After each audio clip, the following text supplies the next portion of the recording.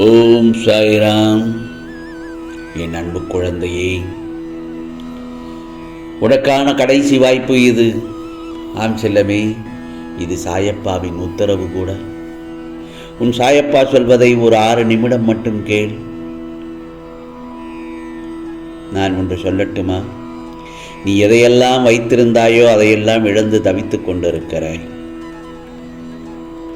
எவையெல்லாம் உனதாக இருந்தனவோ அவையெல்லாம் நழுவி மற்றவரின் கைகளின் வசமாகிவிட்டது. எதையெல்லாம் நம்பினாயோ அதுவெல்லாம் உன்னை கைவிட்டன. இப்போது நீ நிராயுதபாணியாக இதுதான் உனது நிலை. எப்படி ஜெயிப்பாய் என பல பேர் உன்னை கேலி செய்யலாம். ஆனாலும் நீ பயப்படக்கூடாது. ஆம் செல்லமே, எல்லாமே பழைய சோறுதான். நானோ உனக்கு புதியதாக சமைக்கப் போகிறேன். இதோ உன்னுடைய பசி ஆறும் தன்மையை பொறுத்து நான் உனக்கு சமைக்கப் போகிறேன். என் செல்லமே, கவலைப்படாமல் உன் சாயப்பா கொடுக்கும் தைரியத்தை பரிசாக ஏற்றுக்கொள். நீ இப்படி சோர்ந்து போய் உட்கார்ந்திருந்தால் உன்னால் எதையும் சாதிக்க முடியாது. கவலைப்படாது. இதோ நான் சாரதியாக வந்துள்ளேன். நீ எனது அர்ஜுனன், எனக்கு பிரியமுள்ள நண்பன். துன்பம் என்கிற எதிரியை துரத்திட எனது துணையோடும் எனது பலத்தோடும் போர்க்களம் வந்து நிற்கின்ற அர்ஜுனன் நீ. கண்களை திறந்து பார். நானே உனது கிருஷ்ணன். என் பிரியமான நண்பனுக்கு நான் சாராத்தியம் செய்யும் போது எந்த துன்பம் உன்னை தொட முடியும்? உன் மனமெனும் தேரில் நான் அமர்ந்து வழி நடத்தி சொல்லும்போது இனி உன்னை யாராலும் வெற்றி கொள்ள முடியும்? ஒரு நிமிடம் உனது கண்களை மூடி ஓம் சாய்ராம், ஓம் சாய்ராம் என்று என்னை தியானித்து எனது ரூபத்தை உற்றுப்பார். நிச்சயமாக உனக்கு மட்டும்தான் நான் உன் கண்களில் தெரிவேன் என் செல்லமே. நிச்சயமாக எல்லாம் உனக்கு நடக்கக்கூடிய கஷ்டங்கள், பல பிரச்சனைகள் எல்லாம் என்னுடைய திருவிளையாடல்கள் தான். உனது வாழ்வில் நடப்பதற்காகவும் நீ துன்பத்தை ஏற்க வேண்டிய நிலை உள்ளது என்பதை மட்டும் மறந்துவிடாதே. சாயப்பா, அப்படியென்றால் என் கஷ்டம் தொடர்கதையாக இருக்கப் போகிறதோ என்று என்னை கேட்க தோணுகிறதா? என்னிடத்தில் பேசு, நிச்சயமாக கேள். அவையெல்லாம் தொடர்கதையாக நிச்சயமாக வராது, இல்லை. எப்போது என்னை உறுதியாக பற்றி கொள்ள ஆரம்பித்தாயோ அப்போதே நீ விடுதலையின் படியில் காலை வைத்து விட்டாய் என்பதை உறுதியாக நம்பு. அப்படியானால் உனக்கு விடுதலை உறுதியல்லவா? இந்த சாயப்பா உன்னுடைய வியாதியையும் வலியையும் பிரச்சனைகளையும் போன்ற எதையும் நிர்மூலமாக்கி விடுவான். அதை மட்டும் நன்றாக தெரிந்து கொள். அனைவரும் மீதும் கருணை கொண்ட இந்த சாயப்பா உன்னையும் நிச்சயமாக பாதுகாப்பான் என்பதில் நம்பிக்கையோடு இருக்க வேண்டும். இப்போது நீ பிரச்சனைகள், தடங்கள் என்னும் கடலில் கழுத்து வரை மூழ்கியிருக்கலாம். ஏன் துக்கமும் வேதனையும் ஆகிய படுகொழியில் ஆழமாக அமிழ்ந்தும் போயிருக்கலாம். அதையெல்லாம் நினைத்து வருத்தப்படாதே, கவலைப்படாதே. மனதை அமைதியாக வைத்திரு. நம்பிக்கையோடு சாயி சாயி என்று என் நாமத்தை இடைவிடாது சொல்லிக்கொண்டே இரு. என் நாமத்தை எவன் ஒருவன் இடைவிடாது சிந்தித்தானோ அவனுக்கு எந்த ஒரு துக்கமும் வருவதில்லை. கவலைப்படாதே என் செல்லமே.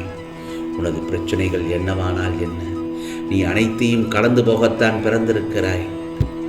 கஷ்டப்பட்டாலும் சுகத்தை அனுபவித்தாலும் அது கர்மவினை பலன் என்பதை காட்டுவேன்.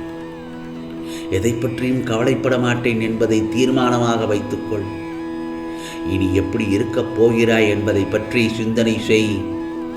உனது ஏமாற்றமான சூழ்நிலைகள் எல்லாம் மாற்றும் வழிகள் என்ன, அதற்குரிய நடைமுறை சாத்தியங்கள் என்ன என்பது பற்றி அதை பற்றி மட்டும் உன் உள்ளத்தில் சிந்தித்து கொண்டே இரு. அதைத்தான் உன் உள்ளத்தில் நான் பேசும்போது கவனி. நீ ஆன்மா என் செல்லமே. உனக்கு சுகமோ துக்கமோ கிடையாது. அவை இந்த உடலுக்கு உரியது என்றாலும் நான் இந்த உடலைத்தான் கோயிலாக வைத்து அதில் வசிக்கிறேன். எனவே இன்று முதல் இந்த உடம்பு சார்ந்த விஷயத்தில் கவனம் செலுத்துவேன். கஷ்டங்களுக்கு முடிவு கட்டுவேன். இனி இஷ்டப்படி எல்லாம் நடக்கும் என்று நீ நம்பிக்கையோடும் பொறுமையோடும் சகிப்புத்தன்மையோடும் சுறுசுறுப்பான மனத்தோடும் நான் இப்படித்தான் இருக்க வேண்டும். என தீர்மானம் செய். அந்த தீர்மானத்தை நான் வழிமொழிகிறேன் என் செல்லமே. இதோ உன்னை வெற்றி பாதைக்கு கைபிடித்து அழைத்துச் செல்லப் போகிறேன். கவலைப்படாதே. இவ்வாறெல்லாம் இருந்தால் உன்னை சிரித்த முகத்தோடு பார்க்கும்போது என் மனதில் எழும் சந்தோஷத்திற்கு அளவே இல்லை. என் செல்லமே, உன் சிரிப்பை பார்த்து எவ்வளவு நாள் ஆகிவிட்டது. இன்று நிம்மதி உணர்ந்தாயா? அதே மாதிரி உன் நிலையும் மாறும் நிச்சயமாக. இந்த வயதில் உழைக்காமல் வேறு எந்த வயதில் உழைக்கப் போகிறாய்? சோர்வு, தோல்வி இவை அனைத்தையும் தூக்கி எறிந்து விடு. உனக்கு கீழே இருப்பவர்களை ஏளனமாக பார்க்காதே, கருதாதே. அவர்களும் உனக்கு நிகரானவர்கள்தான். வேலை, காசு, சொத்து இவைகளை வைத்து மற்றவர்களை எடை போடாதே. என் செல்ல பிள்ளையை நேர்கோட்டில் வாழ வைப்பது உன் சாயப்பாவின் கடமை. பிறரின் நிலையை கண்டு நகைக்காதே. நிலைமை என்பது ஒவ்வொரு மனிதரும் வாழும் நிலையை பொறுத்து அமையும். அதனால் வார்த்தைகளை பேசும்போது ஒவ்வொரு வார்த்தையும் யோசித்து பேசு. இதை நான் பலமுறை உன்னிடத்தில் சொல்லிக்கொண்டே இருக்கிறேன். தினமும் உன்னிடத்தில் ஞாபகப்படுத்தி கொண்டுதான் இருக்கிறேன். உன்னை கோபப்படுத்தும் சூழ்நிலை வந்தாலும் அமைதியாக இரு. கோபத்தில் பொறுமையையும் நிதானத்தையும் இழக்காதே. அமைதியாக செல்வது என்பது தோற்பது என்று மட்டும் கருதி விடாதே. தோற்பது முக்கியமல்ல, தோற்பதில் முக்கியம் இல்லை. இறுதியில் யார் வெற்றி அடைகிறார்கள் என்பதுதான் முக்கியம். அதே நேரத்தில் உனக்கு பிடிக்காத விஷயங்கள் நடந்தால் அந்த ஒரு நிமிடம் என் நாமத்தை உச்சரி. ஓம் சாயிராம், ஓம் சாயி சாயி என்று உன் மனதில் ஒரு நிமிடத்திற்கு மேல் கூட என் நாமத்தை உச்சரித்து கொண்டே இரு. என்னை உன் நினைவில் கொண்டு வா. மற்றவை நான் பார்த்துக் கொள்கிறேன்.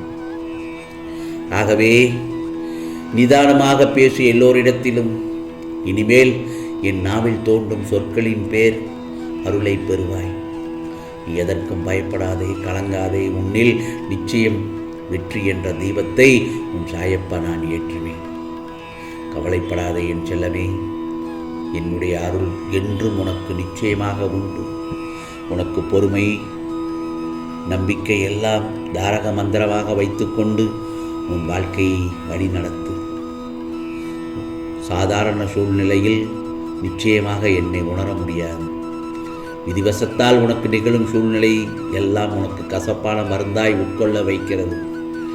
ஆகவே உனக்கு எப்போதும் உன் சாயப்பாவின் துணை உண்டு என்பதை மனதில் வைத்துக்கொண்டு உனக்கானதெல்லாம் நிச்சயமாக நல்லதே நடக்கும், நல்லதே நடக்கும்.